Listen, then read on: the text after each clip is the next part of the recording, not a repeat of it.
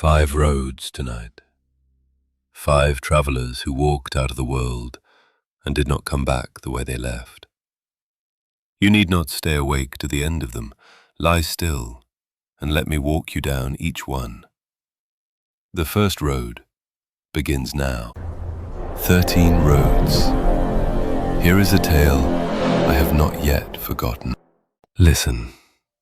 Tonight it is a village called Marrowfen, and a stranger with a drum, and the night every child in that village walked out and did not come back. I will tell you what the village paid, and what it refused to pay, and what was taken instead. There are 13 roads in the country I walk. The Iron Road is one of them, the Soldier's Road, cut into the mountain, the road that takes things.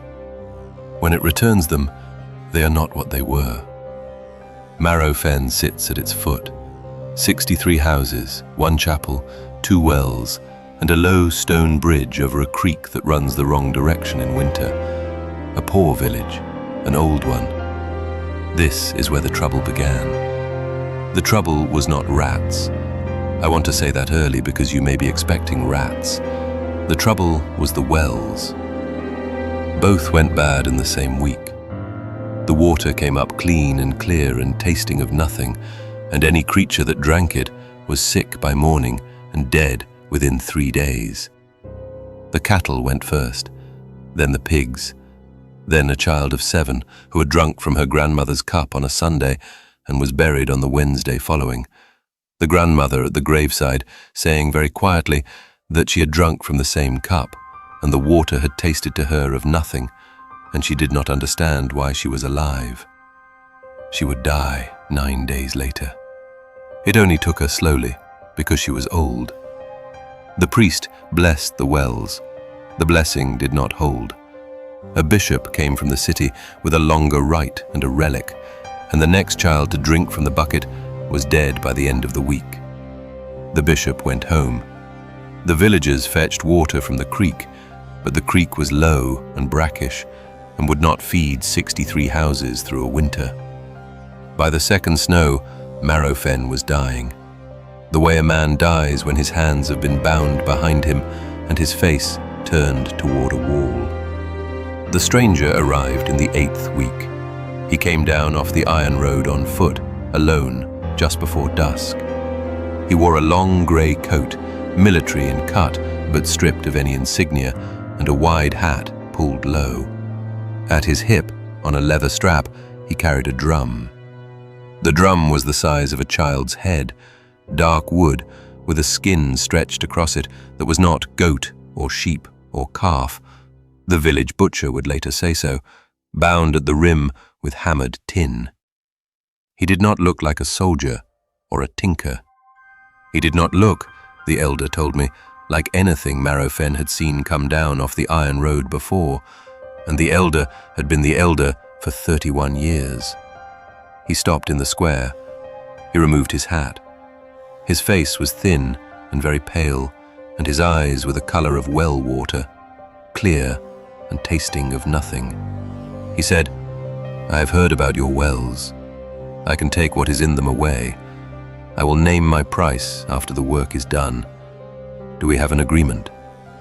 The elder said yes, very quickly. He told me much later that he had said it before he had thought, and that the word had not entirely been his own. The stranger worked for 2 days. He did not pray over the wells. He did not bless them. He did not lower anything into them. What he did on the first morning was walk a slow circle around the older of the 2, drumming a pattern with one hand, not a march, something quieter, something the children came to their windows to listen to. He drummed at the older well from sun up until noon, and the second from noon until sundown. The next morning he reversed it. By the end of the second day, both wells were clean. The butcher's dog was sent down on a rope and was alive in the morning and alive in the afternoon. The water tasted now, the priest said, of water, of stone, of a cold mineral note the older villagers remembered from childhood and had not realized they had been missing. The village wept not for joy. Marrowfen did not have joy left to weep with. The village wept the way a man weeps who has been holding his breath for 2 months and is told he may breathe. The stranger came to the elder's house at sundown. He drank a cup of the new well water. He named his price. His price was a child. Not all of them. One. He said, "I will take one of your children up the iron road, and I will not tell you which, and the child I take will not come back. Pay it now or refuse it now. I will not stand at the door for an answer." The elder said, "No." He said no for the obvious reason, and he said no for a reason harder to say. In the silence after the price was named, every man at that table knew that if any of them said yes on behalf of the village, the price might fall on his own house. And no man at that table was willing to be the one whose child was taken to save the rest. And no man was willing to be the one who said, "Take someone else's." So the elder said no for all of them. He said, "We will pay in coin. We will pay in cattle when we have cattle again. We will pay in any way a poor village can pay a debt, but we will not pay in a child, and you should not have asked." The stranger heard him out. He set the cup down. He said, "I asked. You answered. Good night." He went out. The drum began at the 3rd hour of the morning. The elder heard it first because old men sleep lightly when they have been responsible for 63 houses too long. It was not the drumming the stranger had used at the wells. It was a march, slow, steady, patient. The rhythm a column walks to when the column is in no hurry, because the column knows where it is going and how long it will take to get there. The elder went to his window. The stranger was walking down the main lane of Marrowfen, drumming as he walked, both hands now, one keeping the rhythm and the other a second beat above it that was the beat of a heart slowed almost to stopping. He saw, behind the stranger, his granddaughter. She was 9. She was barefoot. She was in her nightgown. She walked in the center of the lane with her eyes open, and her face was not afraid. Her face was the face of a child who has been called for supper. Behind her, the butcher's son. Behind him, the smith's 2 daughters. Behind them, one after another, every child in Marrowfen who could walk, and some carried by older children, and at the end of the line, a boy of 3 holding a girl of 5 by the hand, his other hand still curled around the wooden horse he slept with. The elder tried to call out. He could not. He tried to take a step. He could not. He was not bound. There was no hand on him. He was standing at his own window, in his own house, in full possession of his own body, and his body would not move, not toward the door, not toward the lane, not even toward his wife, asleep in the next room. He could only watch, and he understood, not as he watched, but later, that he was not the only one. Every parent in Marrowfen was at a window. The rhythm had given the parents one thing and the children another. To the children, walking. To the parents, watching. And nothing else. Not stepping, not calling, not weeping aloud, not even, in the worst cases, the closing of an eye. He watched his granddaughter for the length of the lane. She did not look up at his window.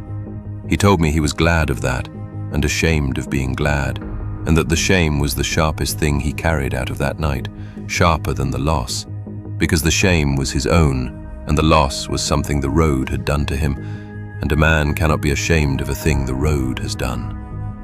The column reached the foot of the iron road at dawn. The stranger did not stop drumming. He walked up the first switchback. The children walked behind him. By the time the sun was over the eastern ridge, the last child, the boy of 3 with the wooden horse, had passed the second turning and was no longer visible from the village. The parents found, when the rhythm faded, that they could move again. The whole village ran. At the 3rd switchback, the road would not let them go further. There was no barrier. There was no figure. There was only a moment at which the road became a road that was no longer for them, at which their feet stopped going up and started going down, the way a man's feet will sometimes carry him out of a burning house before his mind has agreed to leave. The elder tried for the rest of that day. He tried in some form for 31 years. The road was polite about it. The road each time returned him to the village. I came to Marrowfen in the 26th year because I had been told 3 roads over that there was a village at the foot of the Iron Road where the parents who were left would tell you a story they had told no one else if you sat at their table and ate their bread first. They were 26, of an original 94. They would speak only after the table had been cleared, and only with the door shut, and only one at a time. They told me what I have told you. They told me also the rhythm. Each told it the same way. 2 beats and a pause. 2 beats and a pause.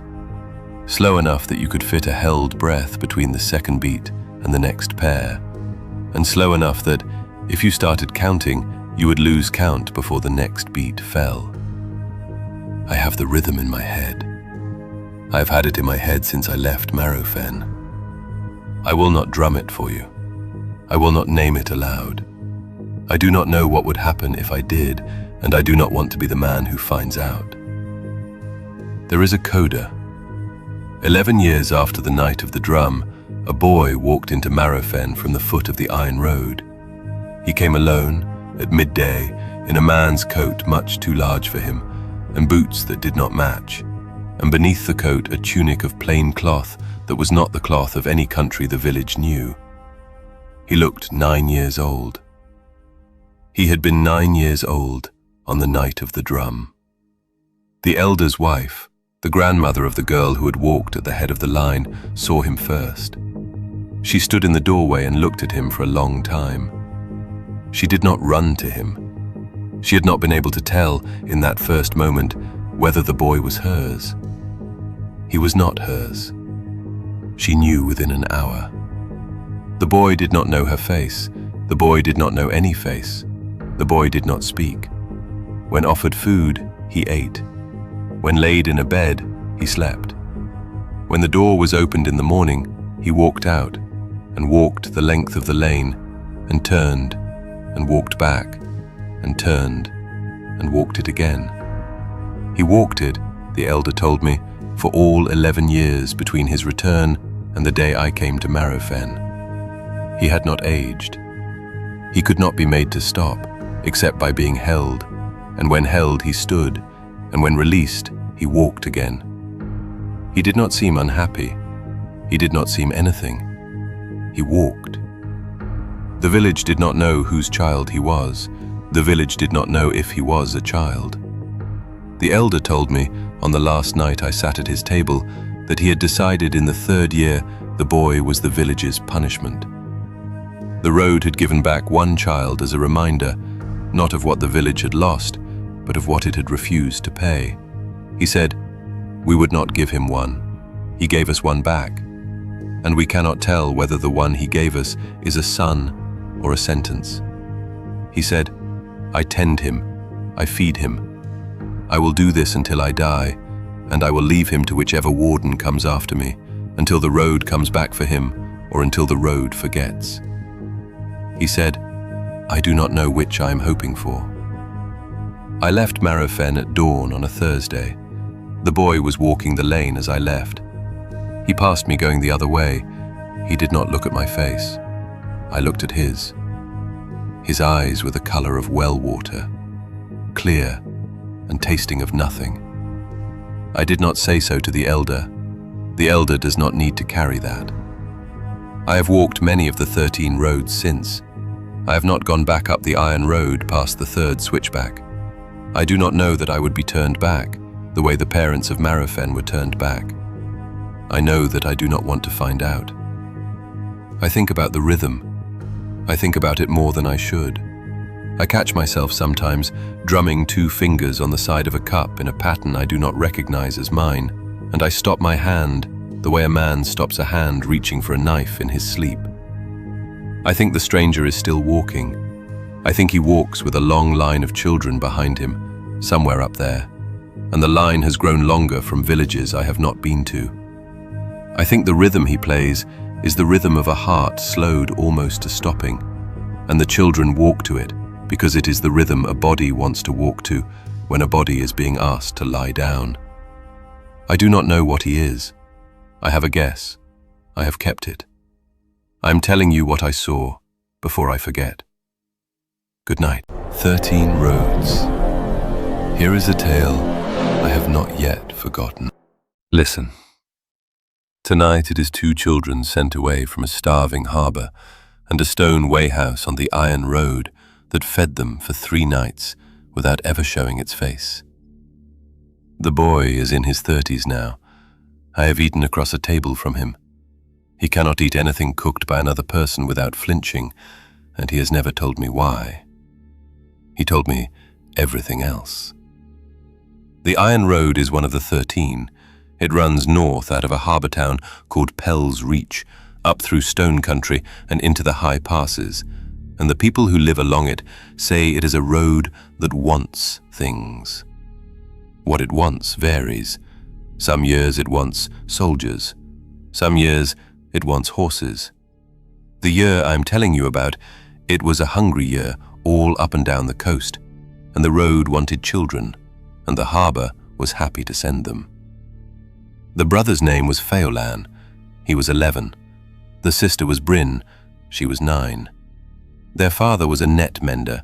Their mother had been a fishwife who could split a herring with her thumb. The mother had died in the second winter of the hunger, of nothing in particular, the way poor women die when there has not been food for long enough. The father had remarried a woman from inland who did not love the children and who did not pretend to. By the 3rd winter, the inland woman had begun saying every night at the table that there were too many mouths in the house. By the 4th winter, the father had stopped arguing with her. He did not send them out himself. He paid a carter to do it. The carter was a man called Owl because of his eyes. Owl took the children up the iron road in the back of an empty cart 3 days inland, and on the 3rd evening he told them to get down and walk back the way they had come. He gave them each a heel of bread. He gave the brother a tin cup. He told them, with what tenderness he had, and Owl had a little, that the road would feed them or it would not, and that he was sorry, and that he would tell their father he had taken them all the way to the city, which was a kindness, because their father had only paid him to go 3 days. He turned the cart around. The children watched him until the cart was a small thing, and then a smaller thing, and then nothing. Bryn had thought of the marker before they left. She had thought of breadcrumbs, the way a child does, and her brother had told her no, the gulls would have them in an hour, and besides, they had no bread to spare. She had thought of stones, and her brother had said stones were too heavy to carry that far, and you could not see one stone among the stones of the road. What she settled on was iron filings. Their father's shed had a barrel of them, swept up from the year he had tried to be a smith and given up. They were fine and dark and heavy in the hand. Bryn had filled a pouch with them the night before, and she had told her brother her plan, which was this. Every 50 paces she would let a pinch of filings fall behind her. The filings would lie black against the pale dust of the road. The wind would not take them. The rain would not take them. They would walk and they would mark. And when the carter abandoned them, they had both known he would, neither child had been stupid enough to believe the city, they would walk back along their own line of black grit and find Pell's Reach again. And maybe their father would be sorry, and maybe the inland woman would not be there anymore. And maybe... She let the filings fall the whole 3 days in the cart. She felt every pinch. She did not let her brother see her crying. When Owl turned around and the cart got small, Bryn took her brother's hand and they walked back toward where the filings should have been. There were no filings. The road had taken them, not the wind. not the rain. The road. The iron road runs over stone in that country. Long, pale slabs of stone laid down by no one anyone remembers. And the slabs were bare. There was dust on them. There were the tracks of Owl's cart. There was the children's own footprints from where they had just walked. There were no filings, not at 50 paces, not at 100, not at the place Bryn was sure she had let a whole handful go because her hand had been cramping. She sat down in the road, and she put her hand flat on the stone, and she could feel the filings under her palm. She could feel them through the stone, as if the road had drunk them down and was holding them just under the skin. She did not tell her brother that. She told him she had miscounted. She told him they would go on and they would find the next inn and they would beg. He believed her, because he was 11 and she was his sister, and that is how it works at 11. They walked for 2 more days. There was no inn. There were no carts. The iron road in that country runs through long, empty stretches where no one lives, because the people who used to live there left, and the people who came after them did not stay. The children drank from a stream the first night. The second night, there was no stream. By the third evening, Fowlan was carrying his sister because she had stopped being able to feel her feet, and he was crying without sound, the way an 11-year-old cries when he has decided he is the man now. That was when he saw the Way House. It stood off the road, 50 paces into a stand of black pines, and it was made of stone, fitted stone, mortared tight, with a slate roof and a single iron door and a single iron-shuttered window. There was a chimney. There was smoke coming from the chimney. There was a lantern lit, hanging from a hook over the door. Fowlan put his sister down. He walked up to the door. He knocked. No one answered. He knocked again. He called out. He said, "Please." He said his name and his sister's name, and he said they were children and they were hungry and please. No one answered. He tried the handle. The handle turned. The door opened. Inside there was a fire. Inside there was a long table. On the table there were 2 bowls of stew, steaming, and a loaf of dark bread, and a pitcher of milk, and 2 wooden spoons set neat beside the bowls. The bread was still warm. He could smell it from the door. There were 2 beds against the far wall. The beds were made up. The blankets were turned down. There were 2 small nightshirts laid folded on the pillows. There was no one in the Way House. Fowlan stood in the door for a long time. He went out. He went around the building. He looked for a stable, a privy, a woodshed, anywhere a warden might be. There was nothing. There was only the Way House, alone among the pines, with smoke in its chimney and food on its table, and beds turned down for 2 children. He went back to his sister. He carried her in. He sat her at the table. He put a spoon in her hand. She ate. He ate. The stew was the best thing either of them had ever tasted, and they had both grown up on a coast where the fish were fresh, and they would have told you before that night that there was no food better than fish pulled out of the harbor at dawn. This was better. They ate until they could not eat. They drank the milk. They put on the nightshirts, which fit. They got into the beds, which were warm. Fowlan, before he slept, went to the door, and he looked out into the pines, and he said into the dark, "Thank you. Thank you, whoever you are." No one answered. In the morning the bowls were gone. The bread was gone. The pitcher was gone. The table had been wiped. There were 2 new bowls. There was new bread. There was a pitcher of water with a slice of lemon in it. The fire was built up. The nightshirts they had taken off and folded were no longer on the pillows. Their own clothes, washed, were folded in their place. They had heard nothing in the night. Nothing. Faulan asked his sister if she had heard anyone. She said no. He asked her if she had slept all the way through. She said yes. He said he had too. They ate. They went outside. They walked the perimeter again. They called out, both of them this time, into the pines. "Hello? Hello? Thank you. We are the children. We are here." No one. The second night was the same. The food was on the table at dusk, hot, fresh. The beds were turned down. The nightshirts were laid out, but smaller than the first nights, because the first nights had been a little big, and these fit them perfectly. That was when Bryn started being afraid. She did not say so. She ate. She slept.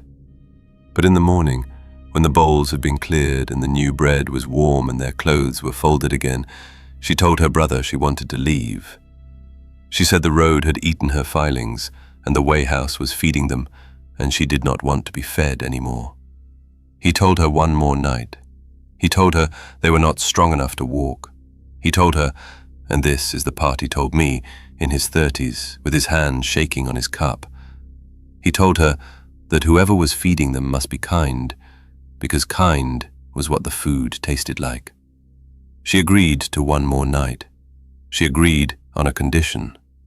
They would not sleep. They lay in the beds with their eyes open. They had agreed to take turns, but neither of them slept. The fire burned low. The lantern outside the door creaked once on its hook. The pines made the sound pines make. It was after midnight when the floorboard moved. Not a board breaking, a board lifting from underneath, just by the table where they had eaten. A long, pale crack opened along the seam of two boards, and through that crack came a hand. The hand was thin. The hand was the color of something that had never seen the sun.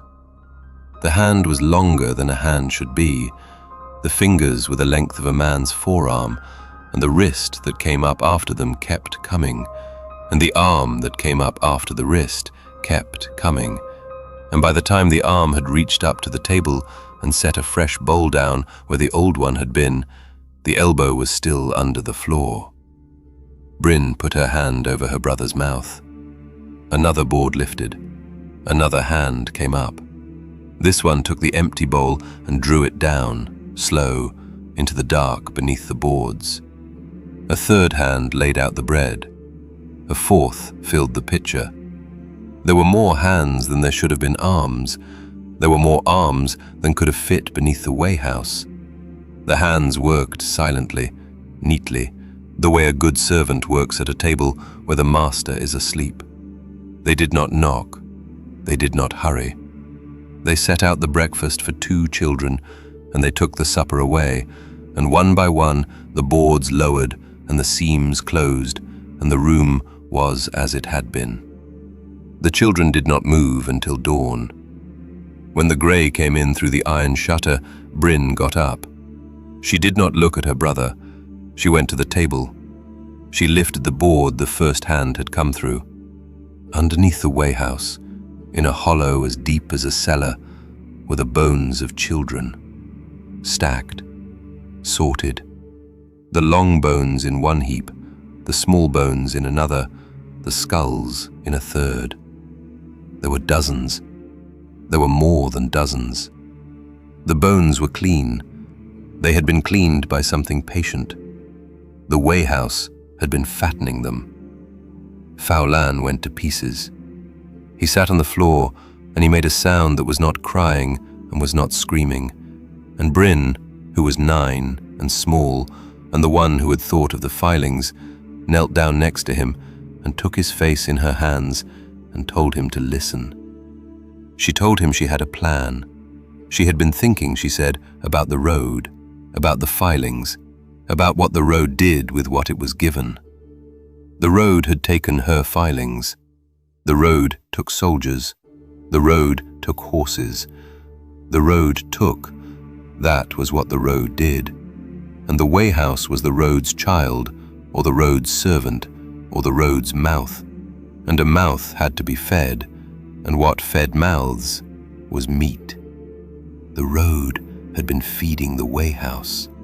The way house had been fattening the children. The children had been fed to the road. She said, the way house has to be fed in turn. She said, I am going to feed it. Here is what she did. She told her brother to take the bread and the cheese from that morning's breakfast, and his clothes, and the tin cup the carter had given him, and to walk out the iron door and stand at the edge of the pines and not look back. She told him she was going to draw the hands up into the room. She told him she was going to lead them out the door.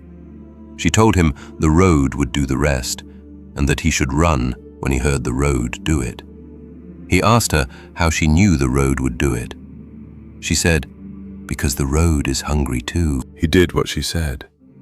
He stood at the edge of the pines with his back to the way house. He could hear her behind him. He could hear her speaking to the floor, coaxing it, the way you coax a dog out from under a porch. Come up, she was saying. Come up and see. There is more. There is a whole one for you. Come up. He heard the boards lift. He heard them lift more than they had lifted in the night. He heard the hands come up and up and up. And then he heard a sound he has never been able to describe to me, a sound that was the way house unfolding, the way a thing unfolds when it has been pretending to be small. He heard his sister say, very calmly, this way. He heard her footsteps on the iron threshold. He heard the thing follow her, many feet, too many. She walked it out into the road. She walked it past the pines and onto the pale stone slabs, and she stood in the middle of the road, and she said, he heard this clearly, she pitched her voice for him to hear.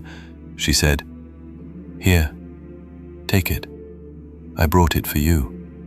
The road took it. He did not see how. He was not looking. He had his hands over his ears and his face pressed against the bark of a black pine, and he was 11, and his sister had told him not to look. He heard the slabs of stone make a sound he had heard once before, when she had put her hand flat on the road and felt the filings being drunk down. It was that sound, magnified, the sound of the road swallowing. When it stopped, he turned around. The way house was gone. Not collapsed, gone. The pines stood in a ring around an empty patch of ground, and the lantern hook was on the ground, and the iron door was on the ground, and there was no chimney, and no roof, and no walls, and no table, and no beds. There were no bones. The cellar was filled in with roadstone, smooth, as though it had never been opened. His sister was not on the road. The road was bare. The slabs were pale. There was no mark on them. There was nothing to suggest that a child had stood there a moment before and said, here, and offered. He walked south. He walked for 9 days. He drank from streams. He ate the bread and the cheese until they were gone, and then he ate nothing. And then he ate roots, and then he came down out of the stone country into a town that was not Pell's Reach, but was near enough. And a woman who sold cabbages took one look at him and brought him into her kitchen and put a bowl in front of him. He could not eat it. He tried. He sat with the spoon in his hand, and he looked at the bowl, and he could not put the spoon in. The woman did not press him. She gave him bread instead. He ate the bread because she had not cooked it. A baker had, and somehow that was different. Somehow bread from a baker was bread from many hands, and many hands meant not one mouth waiting under the floor. He has lived all his life that way. He eats bread from bakers. He eats fruit from trees. He eats fish he has caught and cooked himself, over a fire he has built himself, in a pan he has scrubbed himself. Anything cooked for him by another person, in another person's house, on another person's hearth, he flinches. He cannot help it. His hand will not lift the spoon. He told me, the night I sat across from him, that he is not afraid the food is poisoned. He knows it is not. He is afraid of the kindness of it. He is afraid of what a kindness might be paying for. I have walked that stretch of the iron road. I have looked for the patch of ground in the ring of black pines. I have not found it. The pines all look alike, and the road forgets the places it has eaten. I asked him, before I left him, whether he ever dreamed of his sister. He said, "I dream of her every night. She is always 9. She is always standing in the road. She always turns to me, and she says the same thing, and I cannot ever, in the morning, remember what it is." I asked him if he thought she was alive somewhere. He said, "I think she is part of the road now. I think she is what it has instead of filings. This is what I have come to think. I think the way house was a mouth, and the road was the stomach, and the children were the meal."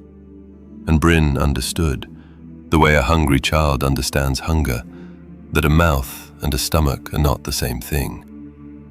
A mouth can be fed once and emptied. A stomach is forever. She fed the mouth to the stomach. She broke the way house by giving it what it had been hiding from. And the road, having swallowed its own mouth, had to take her too, because she had stood on it and offered, and the road takes what is offered. Her brother walked out alive because she had paid for the walking. There were dozens of children's bones under that floor. I counted them in my head, from his telling, the way he had counted them at 9 years old in the grey dawn. Dozens. Going back, by the look of them, longer than any warden would remember. He is the only one who walked out. He is the only one because his sister was 9, and she had thought of the filings, and she had felt them drunk down through stone, and she had understood the road sooner than any soldier ever has. I am telling you what I saw and what he told me before I forget. If you walk the iron road and you come to a way house that has no warden, and the door opens and the food is on the table, eat if you must, sleep if you must. But on the 3rd night, lie awake, watch the floor. If a board lifts, do not scream, do not run. Screaming wakes the rest of the hands, running puts you on the road, and the road is the worse mouth. Wait until morning, and then, if you have a sister with you, listen to her. She will know before you do. 13 Roads. Here is a tale I have not yet forgotten. Listen. Tonight it is a man who has built the same wall for 600 years, and who is calm about it. I want you to hear that twice. 600 years. And calm. There are 13 roads, and one of them is called the Crooked Road. It is the road that does not believe in distance. You can walk a full day on the Crooked Road, fast and steady, with the sun moving the way the sun is supposed to move, and at evening, you will look up and find yourself 100 paces from where you set out at dawn. Travelers learn to bring more bread than the map says they should. Travelers learn to count their days by the bread, not by the road. The road bends in ways that ground does not usually bend. I tell you this, so you will believe what comes next. In a valley where the crooked road bends past 3 hills, there lives a stonemason. I will call him the Mason, because he did not give me his name, and I do not think he remembers it. The valley is a small one. The hills around it are low and round, and the grass on them is the kind of grass that has been grazed by sheep for so long, it has forgotten how to grow tall. There are no sheep there now. There is no village. There is the mason, and there is the foundation of a wall. And there is a quarry the mason cut himself, 1/2 mile up the eastern hill, where he goes when he needs more stone, which is most days. The wall is meant to be 12 feet tall. The wall is meant to be 140 paces long. The mason told me both numbers without thinking, the way a baker tells you the weight of a loaf. The wall is meant to keep something out. I asked him what. He looked at me for a long moment. Then he said, I do not know what it is exactly. I know the shape of the keeping out. I know where it would come from if I let it. I know the wall is the answer to it. The knowing is not in words. He said, the keeping out is the work. It is enough to know the work.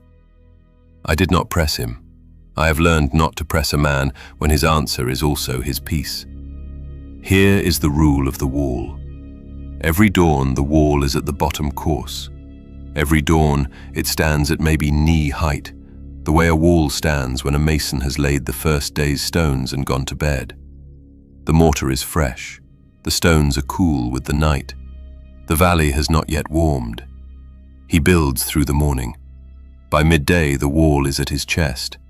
He builds through the afternoon. By sundown the wall is at 3/4 of his height, sometimes a little more, and the light is going, and his hands are bleeding in the small cracks where stone meets skin. He has never gotten the wall past head high before midday. He has never gotten it past 3/4 by sunset. And at dawn, the wall is back at the bottom course again, knee height, cool, waiting. 600 years of dawns. He looks about 30. I want you to hold that picture.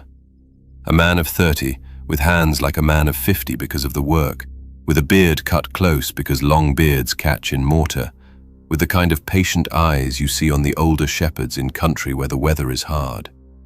30. 600 years of dawns, and 30. I asked him how he came to be there. He told me he could not remember. He remembered being a boy with a chisel in his father's shed.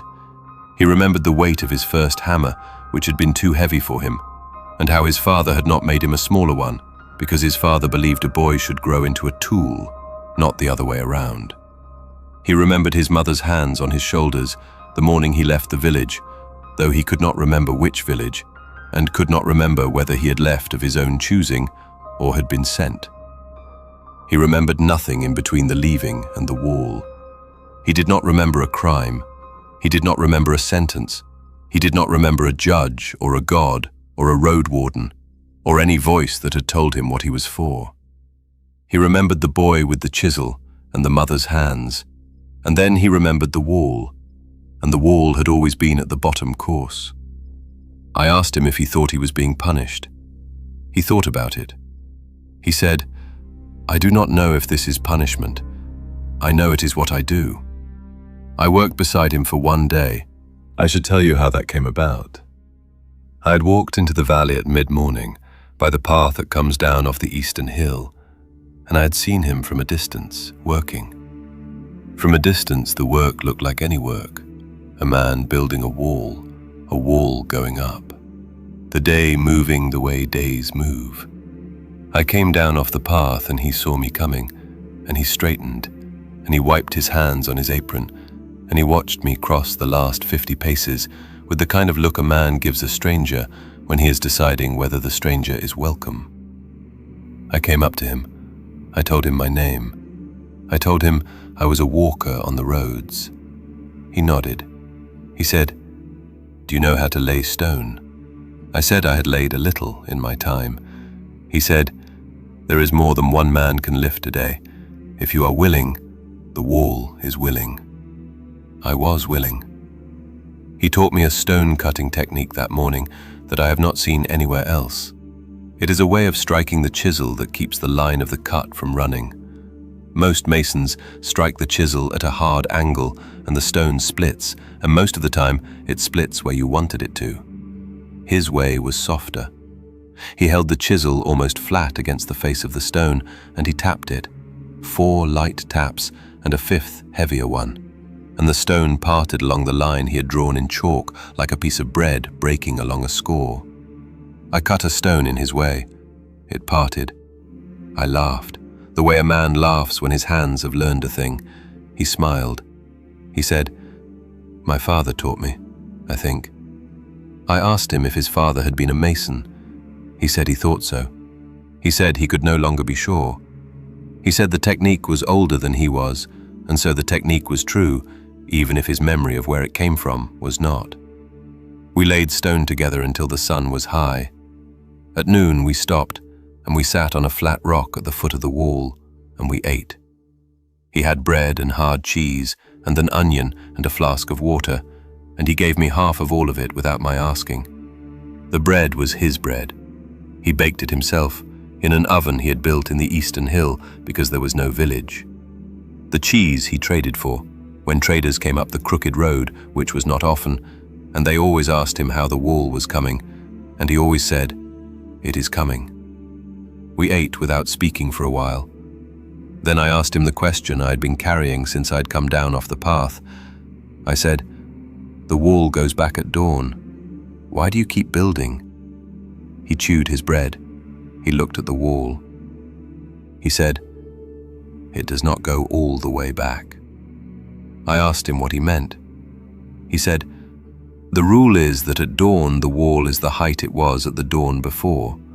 So if I lay stone all day and stop at sundown, the dawn takes it all. The next morning I am at the bottom course again." That is what I did for many years. He said, "Many years," the way another man says, "a long time." He said, "I do not remember how many." He said, "But if I do not stop at sundown, if I keep working through the night, by lamp and by moon, and the dawn finds me with the wall higher than it was at the previous dawn, then the dawn only takes me back to the height I am holding when the dawn happens to me. The dawn fixes the wall at whatever it is at the moment the light comes over the eastern hill. So if I am at 4 feet when dawn comes, the wall is 4 feet at dawn. The next day I start from 4 feet." He said, "I worked this out eventually." I asked him how long it had taken him to work it out. He said, "A long time." I sat with that for a while. I sat with the picture of him, year after year, building the wall up to head high before sundown, watching the wall. 13 roads. Here is a tale I have not yet forgotten. Listen. Tonight it is a girl with 12 keys and a brass ring, and a door she was told never to open. Her name was Sailor. She married a wealthy man from a great house, and the great house sat at the end of the hollow road. I will tell you what she found there, and how she walked back out. The hollow road is one of 13. It is the road of the missing. People who walk it do not always come home, and the ones who do not come home are not mourned the way other dead are mourned, because the road takes the remembering as well. A mother who loses a son on the salt road weeps for 40 years. A mother who loses a son on the hollow road weeps for a week. And then one morning she sets out an extra plate at supper and cannot say for whom. The plate sits. The plate is cleared. The plate is not set out again. That is the road. It eats the grief along with the man. The man who married Sailor had walked the hollow road for 30 years and had not been forgotten. That alone should have told her something. He came down out of the hollow road in autumn and took a room at her father's inn. He was older than her father. He was quiet at table. He paid for everything in silver coin that was not the coin of any kingdom Sailor's father knew, and Sailor's father took it anyway, because silver is silver. He watched Sailor for 3 nights without speaking to her. On the 4th night, he asked her name. She gave it. He asked her father, the next morning, for her hand. Her father said yes before Sailor was awake to be asked. She was 19. He was, by the lines on his face, 60. He was kind in his way. He did not raise his voice. He did not drink. He brought her, on the morning of the wedding, a string of river pearls he had carried, he said, since his mother's time. The pearls were warm. Sailor put them around her neck and did not take them off, and she rode beside him in the cart up the hollow road, and she watched the trees on either side of the road and tried to remember the names of the villages they passed. She could not, after, remember any of them. Not one. She thought at the time that this was nerves. A bride forgets things on her wedding day. That is what she told herself. The house sat at the end of the road. It was 3 stories of black stone with a slate roof and a door of grey oak banded in iron. There was a stable. There was a well. There was a kitchen garden that had grown wild because, he said, No one had been there to tend it. He apologized for the garden. He said she might tend it if she wished. He said the house was hers now. He brought her inside. He fed her bread and salt at the kitchen table, his own hand, his own bread, the way a husband brings a wife into a house in that country. And after she had eaten, he took from his belt a brass ring with 12 keys hanging from it, and he laid the ring on the table between them. He said, "There are 12 doors in this house." He said, 11 of them are yours. Open them when you please. Sleep in any bed, read any book, sit in any chair. The house is yours. He said, "The 12th door is at the bottom of the stair behind the kitchen. It is made of black wood. It has no handle, only a keyhole. The smallest key on this ring opens it." He said, "That door is not yours. You will never open it, not while I live and not after." He said, "Do you understand me, sailor?" She said, "Yes." He said, "Say it back." She said, "I will not open the 12th door." He kissed her forehead the way a father kisses a daughter. He said he would be away 3 days. He said the house was hers. He left. The brass ring sat on the table between her hands. She opened the 11, of course. He had not told her not to. The first was a library, 2 stories high, with a ladder on a brass rail. Every book on every shelf was bound in the same dark leather. She took one down. It had no title on the spine. Inside the cover, in a careful small hand, was written a woman's name and a date. The name was not hers. The date was 80 years old. She put the book back. She took down another, a different name, a different date, 60 years. She took down a third, a different name, 40 years. Every book in the library had a woman's name and a date written inside the cover, and no 2 names were the same, and the dates ran back 200 years.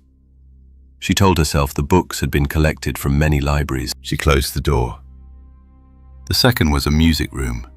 There was a harpsichord. There were 3 violins on stands. The violins had been tuned recently. She could see the bright bronze of new strings, but the dust on the floor showed no footprints but her own. The third was a room of clothes. 12 seasons of dresses hung on cedar racks, each season complete. A wedding dress, a summer dress, an autumn dress, a winter cloak, a riding habit, a chapel veil. 12 sets. Each set fit her exactly. She held one up to her shoulders. It had been cut for her measure.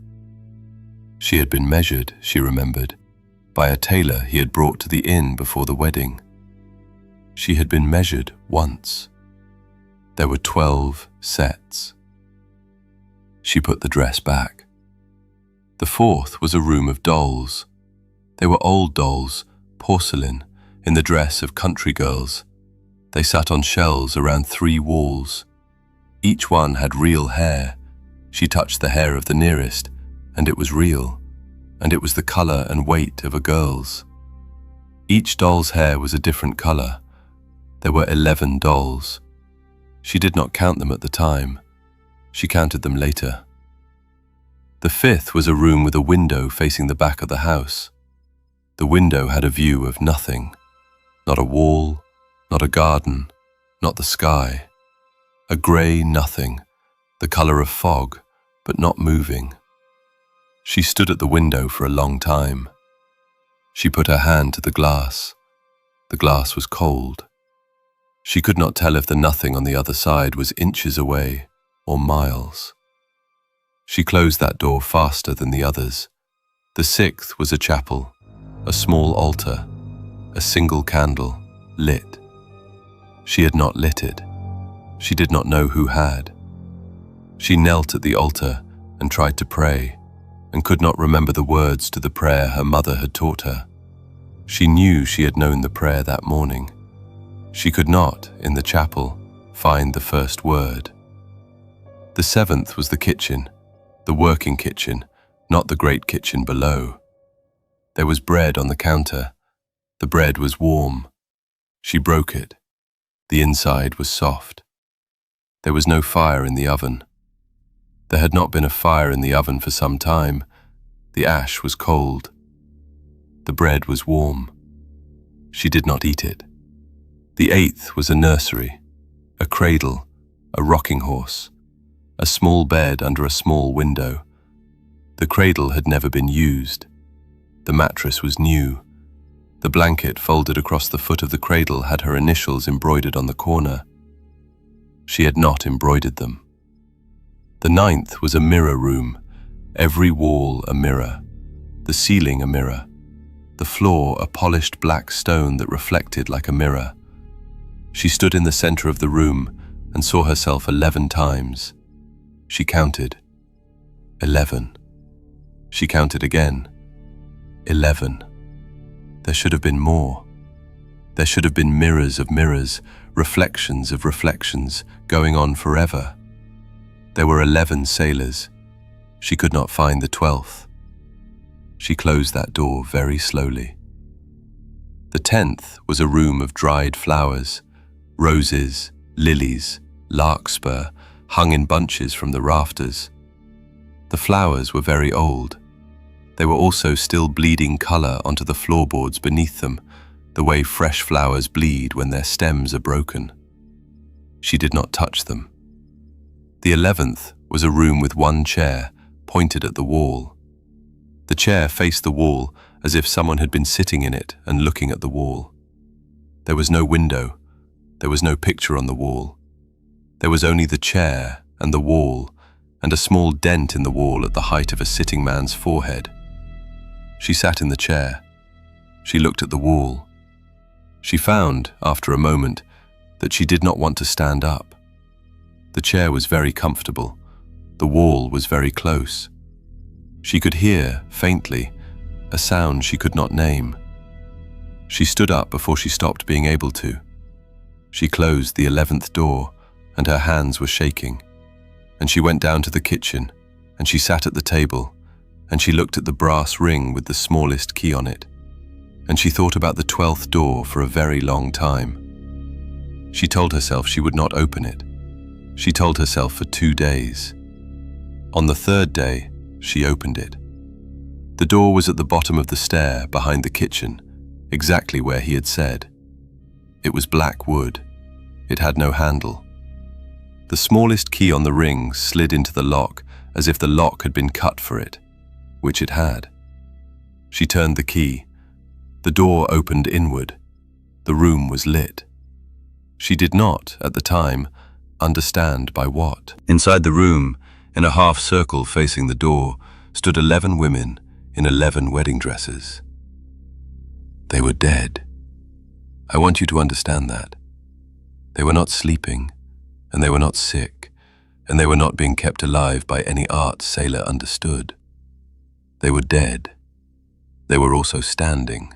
Their eyes were open. Their hands were at their sides. Their dresses were the dresses sailor had seen upstairs in the room of 12 seasons, 11 of them, and the 12th dress, the one sailor had held to her shoulders, was missing from that room because the 12th dress was waiting on a hook on the wall behind the 11 women. An empty hook, a dress on it, cut to her measure. Each of the 11 women had her left palm turned outward, slightly, the way a beggar holds out a hand. Sailor went closer. She did not want to. Her feet went anyway. Each woman had a name carved into the inside of her own palm. The same name, 11 times. The husband's full name, first, second, and the long, old surname Sailor had said only once at the wedding when the priest had asked her to repeat it. The name was carved deep enough that Sailor could read it from a step away. It had been carved, she thought, by the women themselves. She could not say why she thought that. She thought it anyway. The name on each palm was fresh. None of the cuts had healed. None of the cuts had bled. She understood the room then. She understood it the way you understand a thing you have always known and never been told. The 11 women were the women who had come before her. The dresses upstairs were their dresses. The books in the library were their books. The dolls were their hair. The mirror room had 11 sailors because there had been 11 before her, and she was the 12th. And the 12th mirror was the hook on the wall, and the dress on the hook was the dress she had held that morning to her shoulders. And the cradle in the nursery had her initials on the blanket, because every wife the husband had known would die before she filled it. She turned to leave the room. The door was still open. She walked to it. She passed through it. She climbed the stair. The key in her hand was wet. She did not, at first, understand why. The room had been dry. The lock had been dry. She had not put the key down. She looked at the key in the lamplight on the kitchen table, and the key was wet, and the wet was not water. It was something darker, and it had a smell, a faint smell, like a flower that has been kept too long in a sealed room. She tried to wipe the key on her apron. The wet did not come off. The brass had taken the color. She knew then that he would know. He came home that night. He came home at the 3rd hour, the way he had said he would come home on the 4th day, but it was the 3rd day, and Sailor had lost a day somewhere in the 11 rooms and could not remember which one had taken it. She heard the door of the house open. She heard his boots on the flagstones. She heard him hang his cloak. She heard him say her name. She was sitting at the kitchen table. The brass ring was on the table. The smallest key was the color of old wine. He came into the kitchen. He looked at her. He looked at the ring. He looked at the smallest key. He did not raise his voice. He said, "Sailor, you opened the door." She did not answer. He said, "I told you not to. I told you and you said you understood, and you said it back to me. Why did you open the door?" She said, "Because you told me not to." He nodded, as if this were the answer he had expected. He said, "Every one of them said the same thing. You are not the first to say it. You are the 11th. There will not be a 12th because the dress is on the hook." He came across the kitchen toward her. He moved the way a man moves who has done a thing many times. He was not angry. That was the part she could not bear.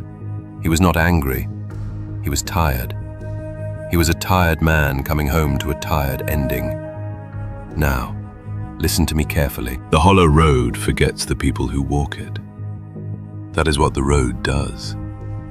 The man at the end of the road had walked it for 30 years and had not been forgotten. Because the man at the end of the road had a name no one had spoken aloud in his hearing in 30 years. He had taught his wives to call him by a shortening, a single syllable, a kind word, the kind of word a wife uses for a husband when she is fond. Sailor had called him by it for 3 weeks. She had not, since the priest at the wedding, said his full name once. Each of the 11 women in the room below had cut his full name into her own palm with a knife in the last hour of her life, because each of them had understood, the way Sailor understood when she stood among them, what had been done. They had cut his name into their palms because they had wanted, at the end, for someone to read it. They had not been able to say it. The room would not let them. They could only carve it. Sailor was not in the room. Sailor was in the kitchen. The kitchen was upstairs and outside, and on the road that led away from the house, and the road was the hollow road, and the hollow road forgot. She stood up from the table. She said his full name. She said it loud enough for the house to hear it. First name, second name, the long, old surname. The man stopped walking toward her. He looked, for the first time, surprised. He opened his mouth. He closed it. He looked at his hands. His hands were going. The skin of his hands was going first, going thin, going grey, going to the color of the nothing in the window of the 5th room. He said, "Sailor, do not." She said his full name again. He went to his knees. She said it a 3rd time, and on the 3rd time, the house went with him. Not the stones stood. The remembering went. The 30 years of him walking the hollow road undid themselves in the kitchen between her and him, and the 11 women in the room below were forgotten by the road that had forgotten them. And being forgotten by the road that forgets is not the same as being forgotten by the world. The world remembered them. Their names came back into their mothers' mouths, in towns Sailor had never been to, in the same hour. 11 mothers, in 11 houses, set out an extra plate at supper for daughters they had not been able to grieve, and the plates stayed set. The man on the kitchen floor was not there anymore. The dress on the hook in the room below was not there anymore. The 11 women in the wedding dresses were not standing anymore. They were lying down. They were dead, the ordinary dead, the dead who go into the ground and are wept over. Sailor buried them. 11 graves in the kitchen garden that autumn. She marked each one with the name from the palm. She left the house in the spring. She took the ring of 12 keys with her. She took nothing else. I met her 3 years later. She runs an inn at the edge of a different road. It is not the hollow road. I will not tell you which road it is. She is older than 3 years should have made her. She is kind. She pours a good cup. She asks travelers their names and writes the names in a book she keeps under the counter. And she says she does this so that no one who stays a night with her will be forgotten. She has the brass ring on a nail behind the bar. 12 keys. The smallest one is still the color of old wine. The color has not come off. I asked her one night whether she ever says the name aloud anymore. She said no. She said, "I do not say it because I'm afraid he might come back if I did." She said, "I do not say it because I'm afraid he might not." I have stood in the room at the bottom of the stair behind the kitchen of the house at the end of the hollow road. The house is empty now. The door at the bottom of the stair is open. The hook on the wall is empty. There is no dress. There are 12 graves in the kitchen garden. I counted them twice. The 12th is small. It is at the end of the row. It has no name on it. The grass over it is the same age as the grass over the others. I do not know who is in it. I have a guess. I have kept it. So tonight I am telling you about a girl and a house and a ring of 12 keys and a door she was told never to open and a room with 11 dresses on 11 dead women and an empty hook for a 12th. She opened the door. She walked back out. She's the only one who did. If you ever find yourself on the hollow road and a man at the end of it offers you a ring of keys and tells you that one of the doors is not yours, open it. Open it on the first day. Do not wait and learn his full name before you go in. I am telling you what I saw before I forget. Good night. 13 roads. Here is a tale I have not yet forgotten. Listen. Tonight it is a man with a chisel in his belt and a wife in the ground. His name was Halen. He was a stonemason in a town with 1 bridge and 3 wells. He walked the bone road for 9 days, and he came back on the 11th, and he was alone when he came back, and he had been alone the whole way. I will tell you what he was promised, and what he believed, and what the road did with the difference. Halen was 31 the spring his wife died. Her name was Mara. She had been a weaver before she married him, and a weaver after, and she sat by the south window of their house because the light there was the kind a weaver can trust, and she made the kind of cloth that is not famous in the city, but is paid for in the country, in coin pressed warm from a man's pocket. She was small. She had a chip in her front tooth from a fall she took at 6 and never had fixed because, she said, it was the only part of her face she could find with her tongue in the dark, and she liked knowing where she was. They had been married 8 years. They had no children. They had wanted them. They had stopped, in the 7th year, talking about it. She died on a Wednesday, in the afternoon, of a thing in her chest that had been a cough for a month, and then was not a cough anymore. The physician came. The physician was honest. The physician said there was a thing growing in her that no one could cut out because it had grown into the place where her breath was made. She lived 4 more days. On the 4th day, she was lucid for an hour in the morning, and she asked Halen for water, and she drank it, and she said his name once, and she said, "Halen, the south window." And he did not know what she meant. And he asked her to say it again, and she could not, because by then the thing in her chest was finished with her. He sat with her body until the next morning. He did not weep. He sat with his hand on her hand, and he tried to remember what she had meant about the south window, and he could not. And the not remembering was the first thing the road would later use against him. He buried her on the Friday. He did not eat for 2 days after the burial. On the 3rd day, he ate a piece of bread standing at the south window of their house, looking at the light she had liked. And he understood that he could not stay in the house with the south window and the loom and the chip in her tooth that he could no longer find with his thumb in the dark. He went out into the yard, and he stood with his hands open at his sides for a long time, and he thought about which of the 13 roads a man walks when his wife is dead. There are 13 roads. Most of them you do not choose. Most of them choose you.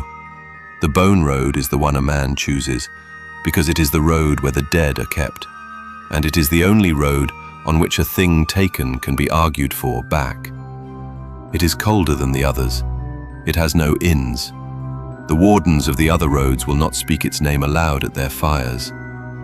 Halen had heard of it the way every man hears of it. He had not believed it was a road a real man walked. He took a wool cloak. He took a wineskin. He took the chisel from his belt and put it in his pack instead of leaving it on the bench, because his hands had held that chisel longer than they had held anything else, and he did not want to walk without it. He did not take food. The man at the gate of the town asked him where he was going, and he did not answer. And the man at the gate looked at his face and stepped aside, because the man at the gate had been a gatekeeper for 20 years, and he knew the look of a man who had chosen the bone road, and he knew you do not stop such a man, and he knew you do not ask twice. Halen walked out of the town on the Sunday morning. The bone road begins where the other roads end. You walk the lesser roads first. You walk them until they thin. The road under your feet gets paler. The trees beside it get fewer. The birds stop. There is a moment, and you do not see it coming, when you understand that you have been walking on the bone road for some time already, and that the road did not announce itself, and that you crossed onto it the way a man crosses into sleep, without a threshold, without a sound. The cold came up through the soles of his boots first, then through his shins. Then it sat in his hips like a thing that had been waiting for him. There were no inns. He had been told there would be none. He had not understood until the first night what that meant. It meant there were no fires that were not his fire. It meant there were no other men. It meant that when he stopped walking, the silence stopped too. Not the way silence stops in a quiet room, but the way a sound stops when the thing making it has been killed. He slept on the road itself, because there was no ground beside the road that he trusted. He woke in the dark twice. Both times he heard nothing. Both times the nothing was worse than a sound would have been. He walked for 4 days before he saw what he had come to see. At the end of the bone road, there is a place where the road does not go any further. It is not a gate. It is not a wall. It is a place where the road simply stops, the way a sentence stops with the next word missing. Halen stood at the end of the road for a long time before he understood that the figure he had been looking at was a figure and not a tree and not a stone. It was a man. It was him.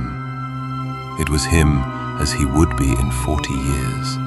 The same face, weathered, the same hands, with the same scar on the left thumb where the chisel had slipped when he was 19. The same height, the same set of the shoulders which he had inherited from his father, who had inherited it from his. The older Halen was sitting on a stone at the end of the road. He looked up when Halen came near. He did not seem surprised. He had been waiting, and he had known what he was waiting for, and he had been waiting for a long time. He said, "You have come for her." Halen said, "Yes." The older Halen said, "You may have her. She will walk behind you out of the bone road. You will hear her footsteps. You must not look back. If you hear her stop walking, you must keep walking. Do you understand?" Halen said, "Yes." The older Halen looked at him for a long time. The older Halen said, "I will tell you again. Do you understand?" Halen said, "Yes." The older Halen nodded the way a man nods when he has heard an answer he was hoping not to hear, and he stood up from the stone, and he walked past Halen up the road in the direction Halen had come from. And Halen did not turn to watch him go, because already the rule had begun. He turned, and he walked back the way he had come. He listened. For a long time there was nothing. Then, faint behind him, a footstep. Then another.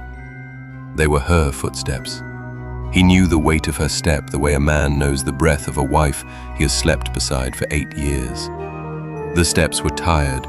The steps were uneven, the way they had been the last month of her life, when the thing in her chest had made her favor her left side. The steps were Mara's. He did not look back. He walked. On the first day, the steps were faint, far behind him, like a sound heard through water. On the second day, they were closer, closer by half. He could hear now the small sound of her cloak against the road. On the third day, he could hear her breathing. On the fourth day, he could hear, between her steps, the small dragging sound of her left foot, the one that had favored her side at the end. He nearly turned then. He nearly turned because he wanted to see her favor that side and know it was her. He did not turn. He walked. On the fifth day, she was so close behind him that he could feel her breath, or thought he could, on the back of his neck. And he wept as he walked, because she was there and he could not look at her, and that was the bargain, and he would keep it. On the sixth day, he heard her say his name. He did not turn. On the seventh day, she said his name again. She said, "Halen, the south window." The same words she had said on the morning she died. He did not understand them then, and he did not understand them now. And he wanted to turn and ask her, and he did not turn, because the older man on the stone had said, "Do not look back." And he had said yes, and he had meant it.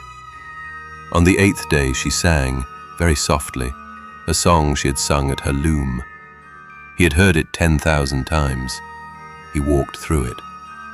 On the ninth day her steps were so close he could have reached his hand back and touched her wrist. He did not. On the 10th day, the footsteps stopped. He kept walking.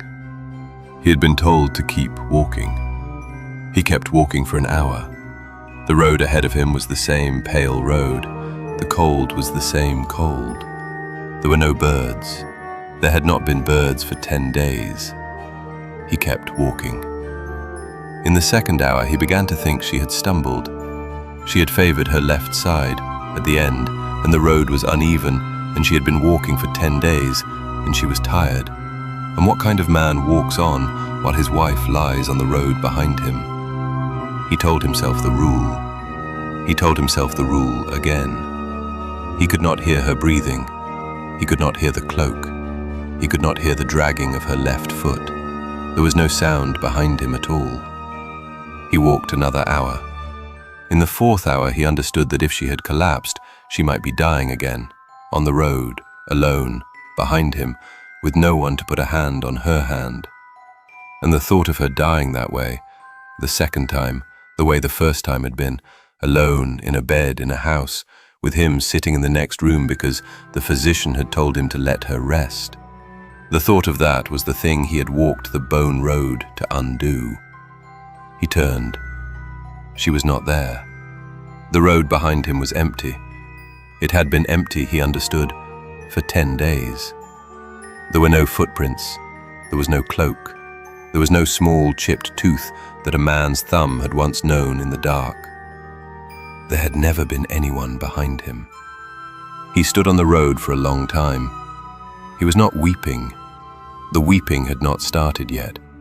The weeping would start later, when he understood what had happened, and the understanding would take a long time, because the road had told him the rule wrong on purpose, and a man does not understand a rule told wrong until he has walked back to ask. He walked back. The older Halen was on the stone. He looked up. He was not surprised. Halen said, "She stopped walking." I turned because I thought she had fallen. The older Halen said, "She did not stop walking. She was never walking. The footsteps were the roads. The road makes the sound of what you have lost, because the road knows that is the only sound that will keep you walking." Halen said, "You told me not to look back." The older Halen said, "I told you not to look back." The condition was not to look back. The condition was to not believe she was following.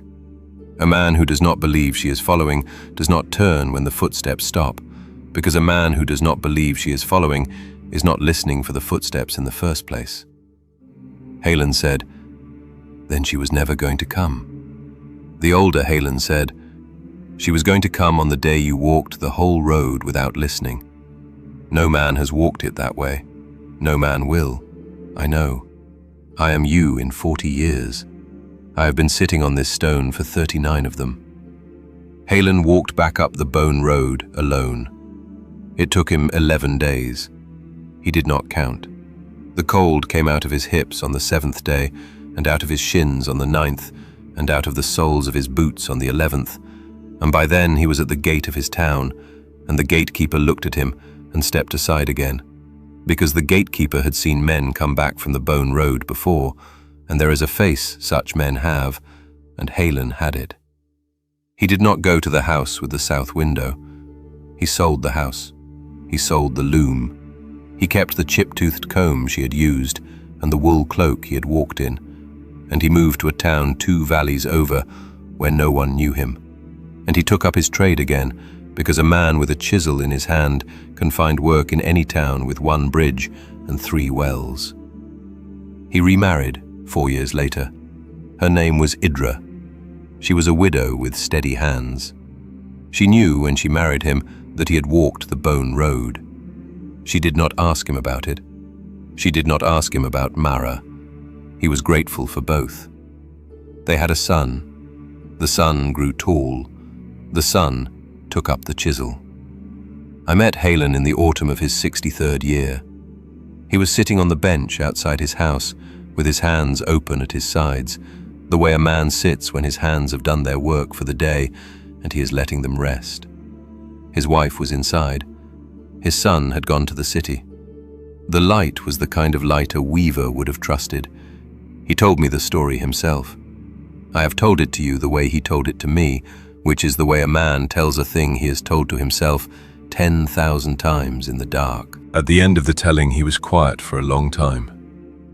Then he said, "Every quiet evening, I still hear footsteps behind me. I know what they are.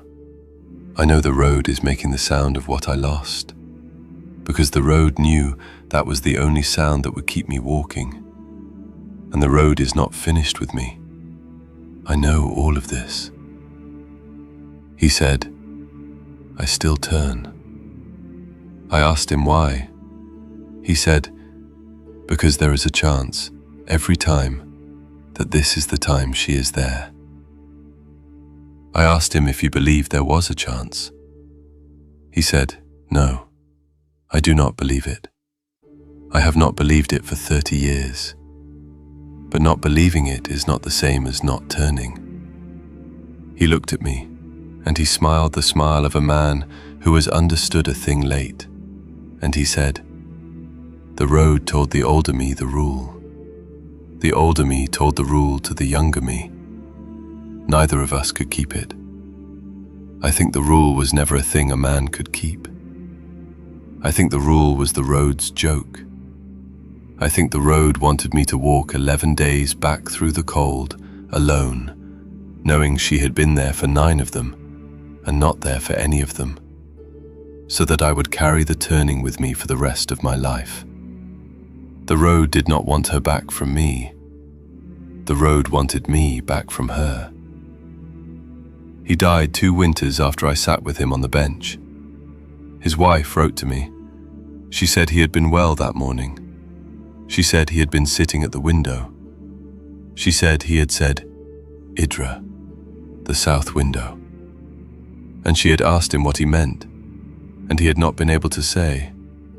And an hour later he was gone. I do not know what he meant. I do not know what Mara meant. I think it was the same thing.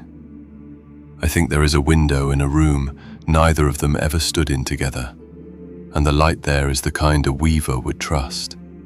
And Mara is at her loom, and Halen has come in from the yard, and the chisel is on the bench, and neither of them has walked any road at all. I do not believe this. I have not believed it for a long time. But not believing it is not the same as not turning. I have stood at the end of the Bone Road. I will not tell you how I came to stand there. I will tell you only that the figure on the stone was not me.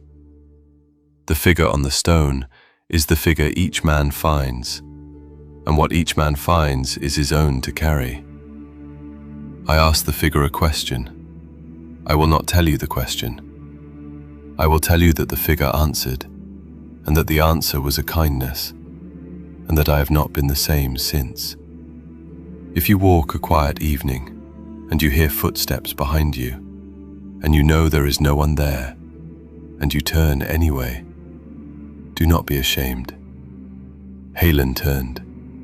I turn. Every man who has loved a woman the road has taken turns. The road knows this. The road is counting on it. The turning is not the failure. The turning is the love.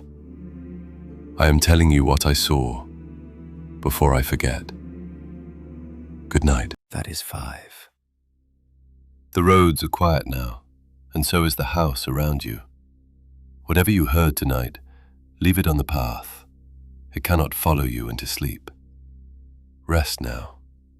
I will keep the watch a while longer.